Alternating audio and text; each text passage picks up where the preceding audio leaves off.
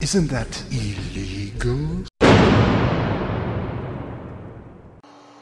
One of the things I'm interested in is the fact that Christians keep telling everybody, how can you live a moral life if you don't follow the Bible, if you don't follow any religious way of life? I mean, I'm an atheist, so I don't follow the Bible, and I'm going to try and explain why I think I still lead a moral life, or people who are atheists can live a moral life. So anyway, the arguments are basically, without God, how can you live a moral life? The Christians say, Muslims say, other religions say, all their morals come from the Bible or whichever religious book they favour, and it's all laid out in there. It's all God's work, it's all God's plan. Live your life as it's written in this book and you'll be rewarded. You'll go to heaven.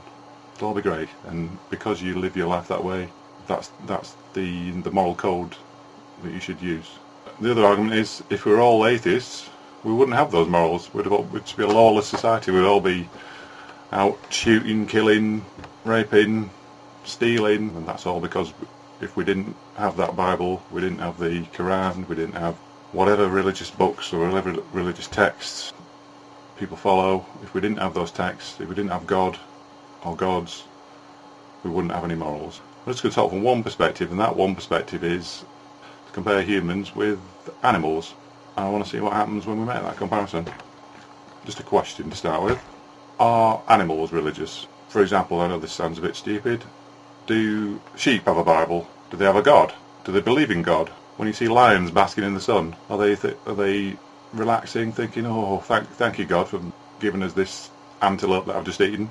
So all these things, sheep, Bible, lions praying to God, they all sound ridiculous. And they are ridiculous. There's no saviour for ants, there's no one to forgive the sins of the koalas, kangaroos aren't all going to hell, nothing like that. Animals don't have religion, they seem to get along okay. Do animals kill each other all the time? I'm not trying to say that animals don't kill other types of animals, because that's obviously, lions kill cattle, they kill antelopes, that's their food. That's a different thing. What I'm thinking is, are animals going around killing their own kind, which is obviously not for food, that's out of some kind of vindictiveness. So you mean, do you get rabbits killing other rabbits? You get lizards killing other lizards? Drive-by lizard shootings?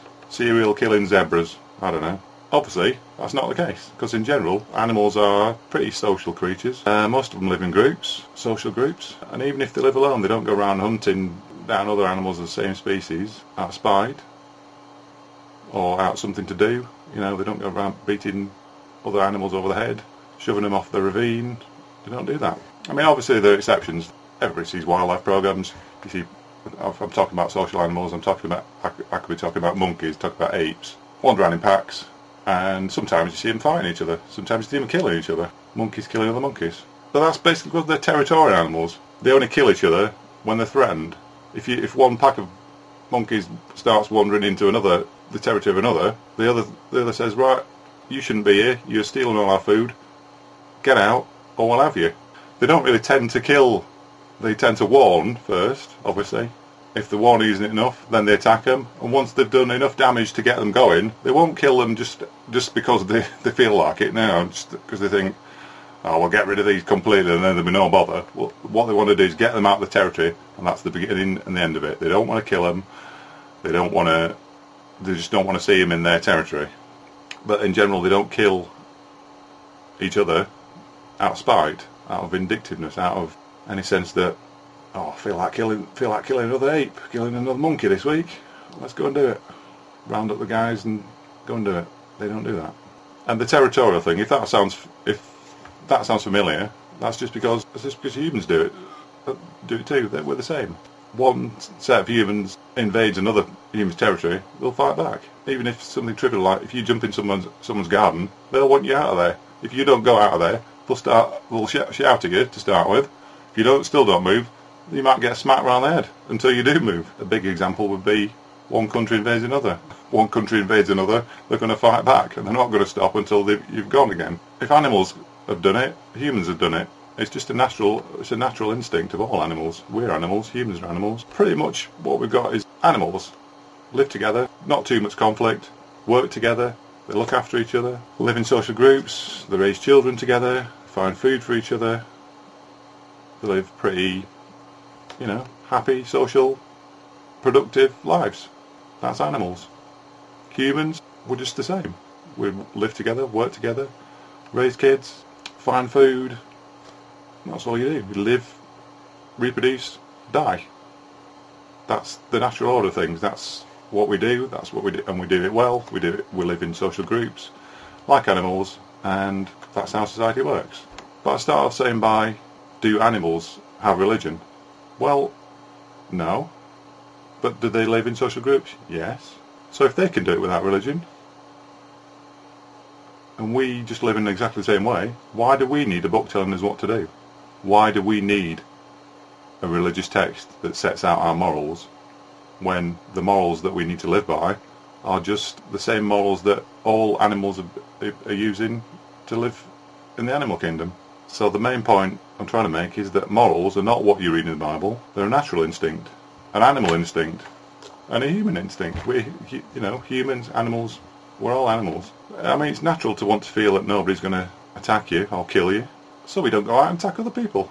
I don't want somebody to kill me. I won't go out and kill everybody else. If everybody started killing everybody, no one's going to feel safe. You're going to be looking behind you thinking, is somebody going to attack me today? I'm not going out there. You wouldn't be able to function. You wouldn't be able to live. If the society was totally anarchic, no rules, you would not be able to live, because you'd be immobilised with fear, because you wouldn't be able to function, because there wouldn't be those set of rules, unspoken rules or even spoken rules, stopping other people from attacking you or invading your territory or whatever. Moral behaviour is not compliance with a set of religious rules, a set of religious dogma. Moral behaviour is coming together in a social group with accepted rules of behaviour. It's just common sense to follow those rules. That's the easiest way to live, is to follow a set of social, responsible, moral rules. They don't have to be written down. They don't have to be written in a sense that a religious sense. So moral behaviour is not adherence to a set of religious dogma. It's coming together naturally, coming together in social group, living with accepted rules of behaviour. It's just common sense. It's just common sense to follow those rules. I don't believe in God. You might have guessed that. I'm an atheist. But I don't want to kill anybody. I don't get the urge to go out and beat people around the head. I don't want to do that sort of thing for fun. I've got morals. I live a fairly moral life. Obviously people do minor things that are bad, but you can do that. If you're a Christian, you can do that if you're an atheist. It's not the lack of religion or the presence of religion that makes you a moral person. And I don't go around beating people up because I don't want it to happen to me. And because I don't want it to happen to me, and nobody else wants it to happen to them, human society and animal society, it's all developed accepted codes of behaviour. And it's a social contract. It's there for humans, it's there for chimpanzees, it's there for badgers, it's there for goats, it's there for lizards, it's there for fish, ants, anything. Anything alive, any animal, all the animals out there, they all live under this social contract, a set of accepted rules of behaviour. There's no 10 commandments for tigers. Thou shalt not covet thy neighbour's antelope. That's not written in a book. Sheep, they live together. They're not vicious creatures, but they could be if they wanted to be. They could push each other into an electric fence and say, get off my grass, you bastard. They don't. They don't need a book. Animals don't need a book. I don't need a book. Nobody needs a religious text to tell them what their morals are. So over time, you might even say that these kinds of things have evolved. Obviously, you start to mention evolution, and you get into a whole different discussion. So that's basically what I'm saying, is that I don't believe that morals are in any way connected to religion. You can use religion in an immoral way. You can use atheism in an immoral way. You can be a bad atheist, you can be a good atheist. You can be a bad Christian, you can be a good Christian. You don't need to have that Bible to be a moral person. You don't need to believe in God to be a moral person. And That's all I wanted to say. Thank you for listening. Isn't that illegal? Censor your kids' ideas. Censor your child's inspiration. Censor all that. Expect a really heavy return spring, because you know what? That kid's going to turn her on you, and you're never, ever going to have a part of his life again. Casting off the chains of the world. But enough about me.